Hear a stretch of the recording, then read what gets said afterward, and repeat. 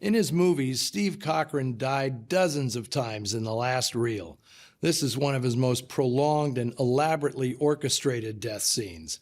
It also veers from the actual fates of Walter Legenza and the gang. In 1934, the real Legenza had been arrested, convicted, and sentenced to death in Virginia.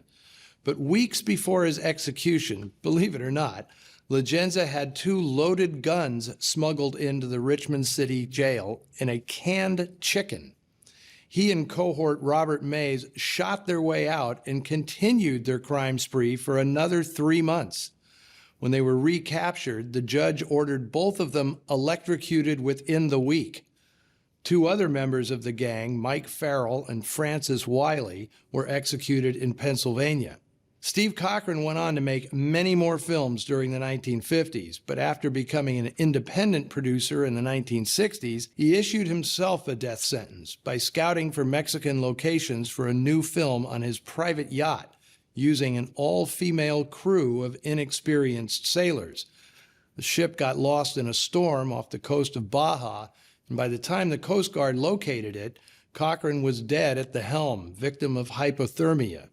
It's a long, bizarre story I've told here before, but one worth looking up.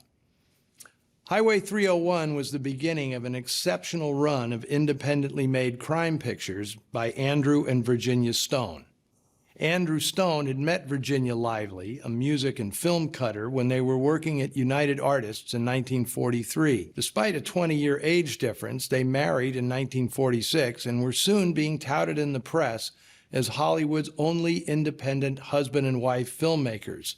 Although she typically got co-producer and editor credit, with Stone being the writer-director, the reality is that they were complete collaborators on all aspects of a project.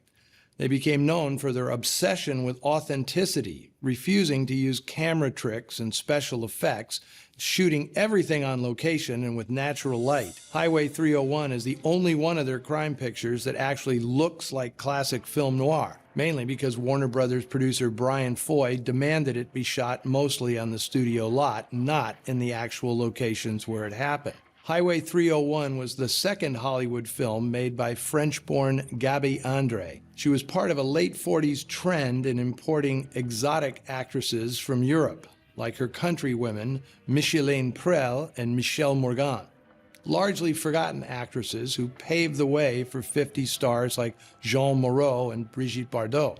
Virginia Gray, on the other hand, had been making pictures since the late 20s. She was only 33 here, but this was her 75th movie. In noir, she was at her best when her porcelain fragility was pitted against intimidating bruisers like Charles McGraw and Steve Cochran. Gray is one of the rare Hollywood actresses to work steadily from age 10 to 60. Well, let me know what you thought of today's film on the Noir Alley Facebook page and Twitter feed. And then let's make a date to meet back here next week when Noir Alley ventures to Edwardian-era England. Laird Cregar, Linda Darnell, and George Sanders star in Hangover Square, a unique and compelling thriller featuring a tremendous score by the great Bernard Herrmann. See you then.